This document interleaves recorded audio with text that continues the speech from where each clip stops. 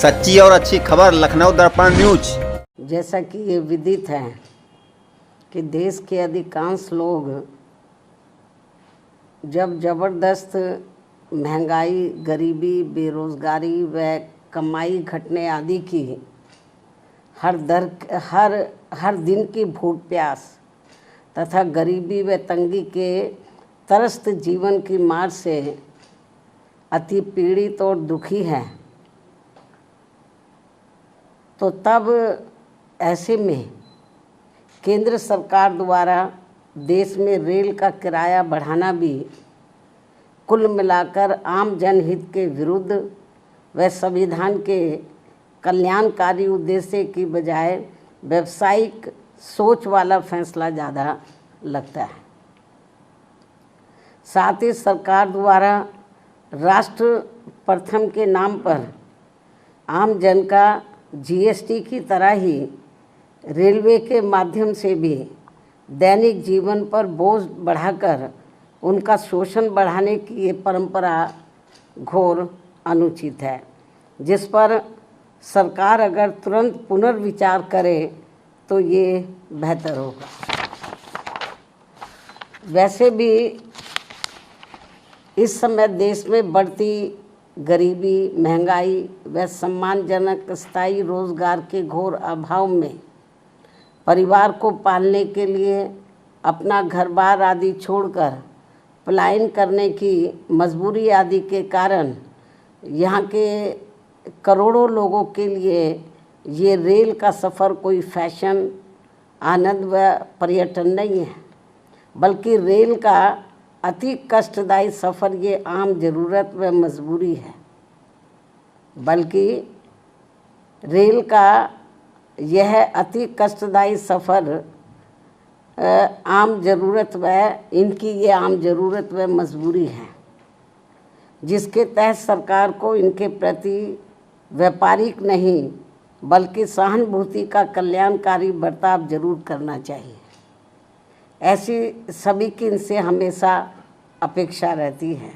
इसलिए सरकार को केवल अपने फ़ायदे में व उससे मुट्ठी भर अमीर व संपन्न लोगों की चिंता करते रहने की बजाय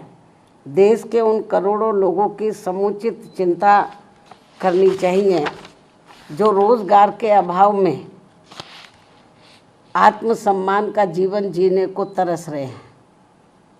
तथा परिवार का कम से कम एक वक्त पेट भरकर किसी प्रकार गुजर बसर करने के लिए सरकार की योजनाओं का थोड़ा सा लाभ लेने को मजबूर हो रहे हैं। यही कारण है कि देश की आबादी में से लगभग 95 करोड़ लोग सरकार की कम से कम किसी एक सामाजिक कल्याण योजना का लाभार्थी बनने को मजबूर हुए, जिससे ऐसे लाचार व मजबूर लोगों की संख्या अब बढ़ते बढ़ते वर्तमान वर्ष सन 2025 में लगभग 64.3% तक पहुंच गई है, जबकि सन 2016 में ये संख्या करीब 22% ही थी। किंतु अंतर्राष्ट्रीय श्रम संगठन के इन आंकड़ों को भी सरकार अपनी उपलब्धि बता रही है। क्या ये उचित व शोभनीय है? जबकि सभी को ये मालूम है कि सरकारी योजनाओं का थोड़ा सा लाभ लेने के लिए ज़रूरतमंद लोगों को कितनी भागदौड़ व परेशानी झेलनी पड़ती है। इसके अलावा प्रदूषण नियंत्रण के नाम पर भी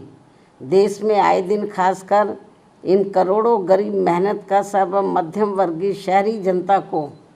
जो इन्हें अत्यधिक शोषण व परेशानी का सामना करना पड़ रहा है, तो उस पर भी केंद्र व खासकर दिल्ली सरकार को भी उचित ध्यान देना बहुत ज़रूरी हो गया है। वास्तव में लगभग 100 करोड़ से अधिक गरीब लोगों के भारत देश में वाहन प्रदूषण रोकने के लिए उसकी जीवन सीमा पर सख्ती से अनुपालन के अलावा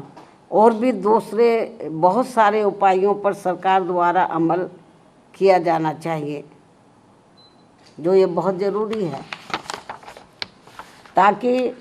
इस ट्रांसपोर्ट के उद्योग धंधे में लगे करोड़ों परिवार वालों के जीवन को और अधिक तंगी और परेशानी वाला होने से बचाया जा सके। साथ ही दिल्ली की सरकार द्वारा गरीब व दूसरे प्रदेशों से भी, खासकर यूपी, बिहार व बंगाल आदि राज्यों से रोटी रोजी के लिए पलायन करने वालों को यहाँ बिना कोई दूसरी व्यवस्था किए हुए उन्हें जिस बेरहमी से उजाड़ने का ये जन विरोधी रवैया अपनाया जा रहा है, अर्थात उनकी झुग्गी झोपड़ियों को जो तोड़ा जा रहा है जिस बेरहमी से, तो ये अति दुखद व शर्मनाक भी है। लेकिन दिल्ली सरकार बहाना क्या बनाती है कि हम कोर्ट के आदेश का पालन कर रहे हैं, लेकिन माननीय कोर्ट ने ये नहीं कहा कि जिनको आप उजाड़ रहे हैं तो उनकी आप दूसरी व्यवस्था किए बिना ही उनको उजाड़ दें। कोर्ट ने ज़रूर कहा है कि आप इनको हटाइए, लेकिन कोर्ट ने ये नहीं कहा कि आप इनके लिए दूसरी व्यवस्था ना करें। सरकार की जिम्मेवारी बनती है कि इनके लिए पहले दूसरी व्यवस्था करें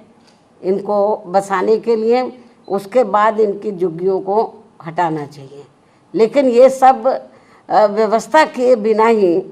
तो कोर्ट की आड़ में जो इनके साथ में अन्याय अत्याचार हो रहा, शोषण हो रहा है, तो मैं समझती हूँ ठीक नहीं है। वैसे भी दैनिक उपयोग की आवश्यक वस्तुओं पर भी जिस प्रकार से कीमतें बढ़ाई जा रही हैं, इसके अलावा दैनिक उपयोग के आवश्यक वस्तुओं पर भी जिस प्रकार से कीमतें बढ़ाई जा रही हैं, वे भी खासकर दिल्ली की जनता के लिए भारी मुसीबतें पैदा कर रही हैं। आमदनी कम व खर्च ज़्यादा से लोगों के अच्छे दिन की उम्मीदों का फिर क्या होगा, ये सामाजिक भलाई के संबंध में सोचने वाली अहम बात है। इसी क्रम में देश भर में